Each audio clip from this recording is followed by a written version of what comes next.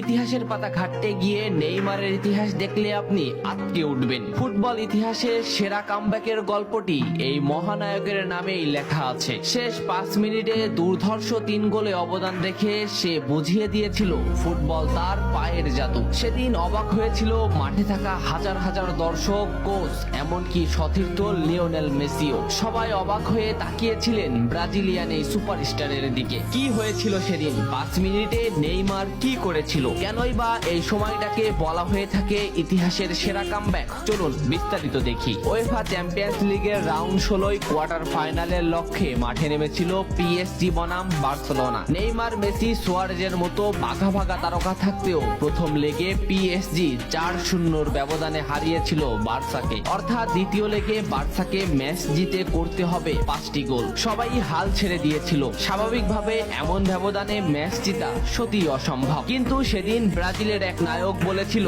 এটা সম্ভব, আমরা এটা করে দেখাবো। যেভাবেই হোক না কেন আমরা দলকে ম্যাচ জেতাতে চাই। 2017 সালের 8 মার্চ অনুষ্ঠিত হয় এই ম্যাচের দ্বিতীয় লেগ। ম্যাচের শুরু থেকেই ক্ষিপ্ততা আর দক্ষতা দেখাতে শুরু করেন নেইমার। এই ম্যাচে যেন আবির্ভাব হয় কোনো এক নতুন নেইমারের। এই নেইমারকে তো কেউ চেনে না। ম্যাচের 3 মিনিটেই লুইস সুয়ারেজ পেয়ে যায় প্রথম গোলের দেখা। এরপর নেইমারের ক্ষিপ্ততায় একের পর এক আক্রমণ সাজাতে থাকে বার্সা। এদিন যেন নেইমারকে কোনোভাবেই আটকাতে পারছিল না পিএসজি। নেইমারকে আটকাতে একের পর এক ফাউলই বেছে নিয়েছিল তারা। ম্যাচের 40 মিনিটে লেভিনের আত্মঘাতী গোলে বার্সা পায় দ্বিতীয় গোলের দেখা। ম্যাচের 50 মিনিটে ক্ষিপ্ত থাকা নেইমারকে ডি বক্সের ভিতর ফাউল করে ফেলে দেওয়া হয়। এতে বার্সা পেয়ে যায় পেনাল্টিতে গোল করে দলকে এগিয়ে নেন লিওনেল মেসি। তবে যেমনটা ভাবছিলেন এই ম্যাচের গল্প ফুটবল বিধাতা তেমন ভাবে লেখেননি। 62 মিনিটে বার্সার কফিনে শেষ প্যারাটা পুড়ে দেন এডিনসন কাভানি। এতেই স্তব্ধ হয়ে যায় ক্যাম্প নু।